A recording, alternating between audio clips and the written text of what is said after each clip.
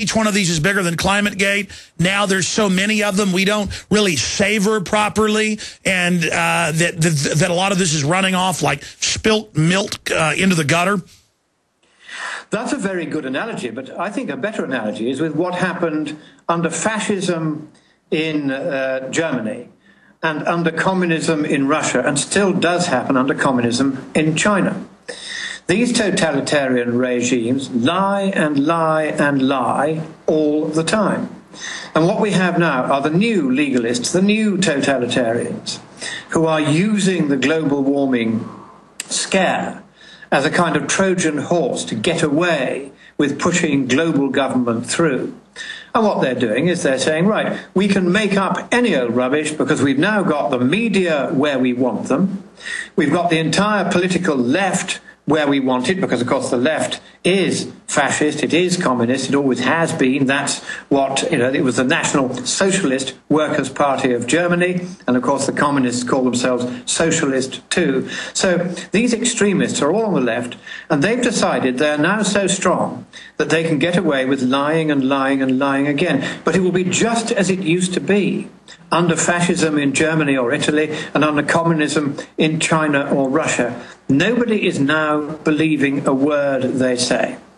And when the Times, of all people, comes out with an atlas of the world and wipes off or plans to wipe off Tuvalu and the Maldives on the ground that these are about to disappear beneath the rising waves, when we've just had a year of sea level falling really rather rapidly, and sea level is only rising in any case at a rate equivalent to 1 foot per century, much as it has been for the last 1.5 to 2 centuries, then you've got to wonder what they're on, and please could I have some? It is really quite extraordinary. Let's take the Maldives. Let's do, as you know I like to do this, Alex, a few facts. Now, Professor Niklas Mörner, who's the ranking expert in the world on sea level, knows more about it than anybody else. He has spent 10 years researching the Maldives meticulously in greater detail than anywhere else in the world to do with sea level. And he has found that in the last 50 years there hasn't been any sea level rise in the Maldives, nor has there in Tuvalu, nor have there in most of these Pacific islands. And the reason why is, apart from anything else, that corals grow to meet the light. And if water comes over them, they grow a bit more and catch up and remake and make a new shoreline. And in fact, a recent paper in the peer-reviewed literature has measured several of these islands throughout the Pacific and has found that indeed they are growing. They're well able to keep up with such little sea level rise as there has been. Of course, there's been none in the last year. Or you could go to Bangladesh, another of the places where the Times has got its eraser out and wiped out bits of the coastline. In fact, apart from a little coastal erosion, which has nothing to do with global warming and everything to do with clearing the mangrove swamps so they can put prawn farms in, and then the waves come in and wash the sand away that the mangroves were naturally holding together. Apart from that, there has been no loss of land in Bangladesh. Indeed, because sea level in that region has, get this, fallen somewhat over the last 10 or 15 years, there's 7,000 square kilometres of extra land in Bangladesh. But you won't find that on the Times Atlas's map. How do I know all this? Because Niklas Mörner went to Bangladesh last December with a group of scientists. He was the only one who bothered to calibrate his satellite altimeter correctly by climbing 100 meters up and down so that the thing could register properly. He was then able to go all along the shoreline of Bangladesh. He noted the coastal erosion and what had caused it. Nothing to do with global warming. It was man-made stupidity locally, cutting away the mangrove swamps. And he was able to measure, which none of the others could because they didn't calibrate their instruments properly, that sea level in Bangladesh has actually fallen. So all of this nonsense is gradually being nailed because people are seeing, as Professor Mörner is seeing with their own eyes, that the stories we're being told in the Times Atlas or on Al Gore's fatuous 24 hours of so-called reality. I don't know what planet he lives on, but it's not the same one as mine. Well, Lord Monckton, I want to get to Al Gore's 24 hours of baloney that Mark Moreno at Climate Depot categorized dozens and dozens and dozens of all the greenies saying, get rid of Al Gore, he's no longer useful. He's discredited.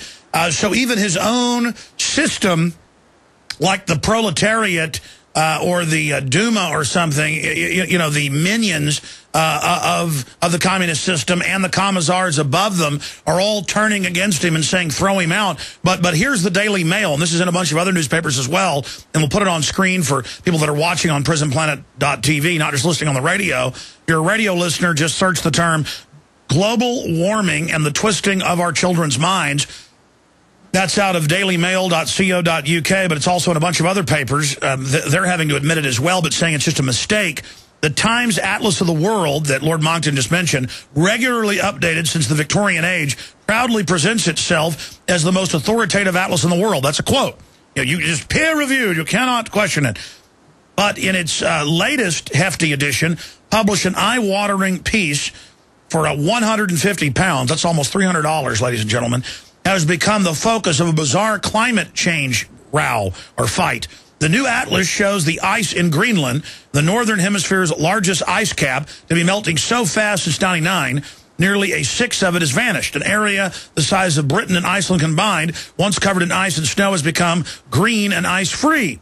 But then, of course, there's satellite photos they go through that show that hasn't happened. The publishers said the map revealed a whole new island off Greenland's coast, formerly viewed as part of the mainland, but which is vanishing ice is now shown to be quite separate. Local inhabitants have been celebrating the event by giving it an inlet name, meaning warming island.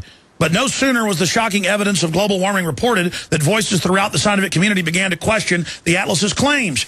And it turns out for 50 years, the island has been there and photographed. It turns out that it has settlements. It turns out it was all a complete lie. It's not an island where the ice sheet disappeared and there's now an island. And it goes through it. So just like Kilimanjaro's ice has come back in Africa and it shows that it's cyclical, or the ice caps are growing again on Mars, and I had David Rothschild on. He said, well, that's because Mars is closer to the sun than the Earth. And I said, no, it's not. It's the next planet out. And he said, no, it's not. You're a conspiracy theorist. So now it's Mercury, Venus, Mars, Earth, not Mercury, Venus, Earth, Mars. I mean, and that interview's public. I mean, that's and he laughed at me, thinking my audience was dumb. And so since that's all been exposed, the Himalayas haven't melted. They've just moved on to a new fraud. And no sooner do we expose that, a new fraud, and it's just leapfrogging. And meanwhile, Bill Clinton, and I'll stop ranting, has the nerve to come out today and say in the Seattle Post-Intelligencer, climate deniers make us look like a joke, and says that basically Americans look like mentally ill jokes to the world because we don't accept Al Gore on everything he says. And I'm sorry, Lord Monckton, I had to go over that a bit. So there's just no end to the fraud. No, you're quite right. And just take this Greenland thing. I mean, there was a wonderful paper on Greenland by Johannesson et al. In 2005, in which he said that practically right across the vast ice sheet, except just at the fringes, the ice sheet had actually thickened by 2 inches per year for 12 years, a total of 2 feet right across that ice sheet.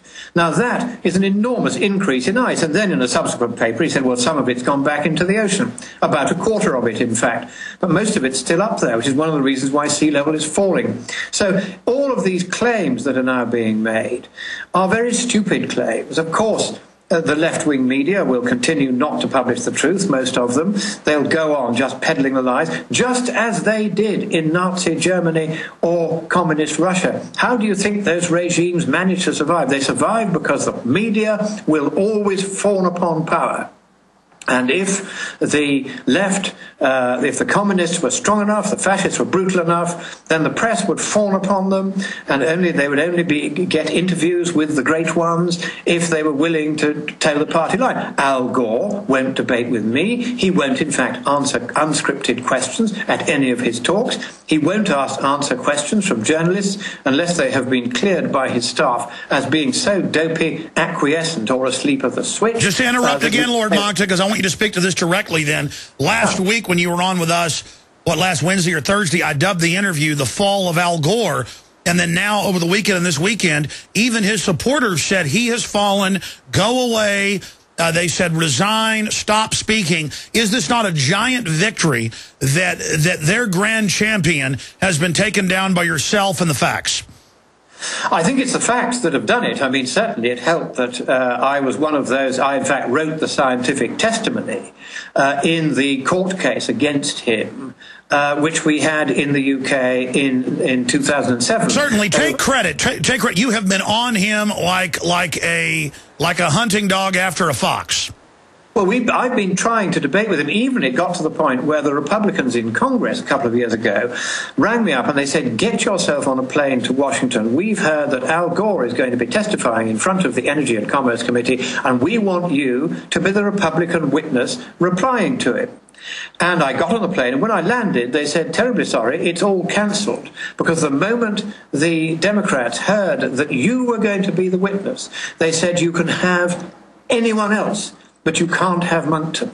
So Newt Gingrich stood in for me and didn't do too bad a job. But that shows how frightened they are of the truth. They know, I know, where all the bodies are buried in this. They know I've done the science and done the research and got the answers. I'm no genius, goodness knows. You don't have to be. You just have to be very persistent, very patient, sitting at the feet of the great scientists around the world, asking interminable stupid questions until you eventually understand it. Stay there, sir. We got to go to break. We'll come back and talk about where these fraudsters are going in the future and let you make any other points you'd like to make. Stay with us. From the shattered Rust Belt come the Las Vegas.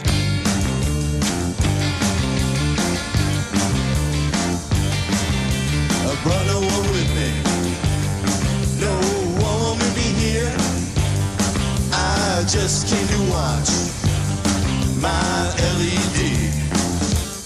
Life Before the Collapse, vinyl LP by the Las Vegas. Drinking too much coffee. I'm eating the shade and somewhere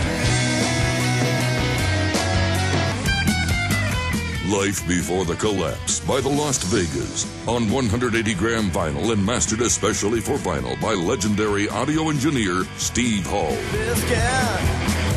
Why don't want me to this guy? Life Before the Collapse by the Las Vegas. The Las Vegas. Now available at Amazon.com. Hello, I'm Alex Jones. Myself, my family, the Infowars.com team want to relay to you and your families that we are intensifying our efforts against the globalists on every front. Infowars.com is leading the fight against the technocrats. But we can't do that without your help. By getting the films, bumper stickers, and T-shirts at Infowars.com, you will wake up people in your area and support our operation as we move to the next level. We need your help to spread the word like never before. They wish to hide themselves during this tectonic battle between the forces of freedom and darkness. You are the response to the globalist technocrats and their program of global eugenics, dehumanization, and ultimate extermination. The war is here. It's an info war. The spirit of 1776 versus the mindset of 1984.